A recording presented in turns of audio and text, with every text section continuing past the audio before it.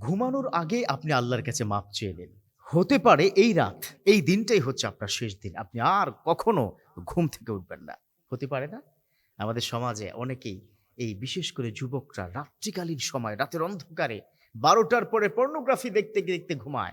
যুবক তোমাকে বলছি, হতে পারে this is your the last night. You never rise from the sleep. তুমি কখনো এই ঘুম থেকে আর জাগবে না। যুবক তোমাকে বলছি, তুমি রাতের অন্ধকারে পর্নোগ্রাফি দেখো, মনে করছো কেউ দেখে না, কেউ না দেখলেও আল্লাহ দেখেন। ফাইল্লাম তাকুন তারাহু ফাইন্নাহু ইয়ারাক।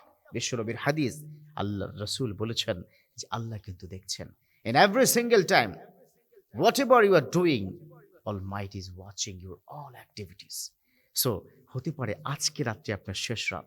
এজন্য ঘুমানোর সময় ইস্তেগফার পড়ে আল্লাহর কাছে তওবা করে শেষ নিঃশ্বাসের কথা ভাবনা করে আপনি ঘুমিয়ে যান। হতে পারে এটা আপনার শেষ ঘুম। আল্লাহ আমাদের কবুল করে নিক।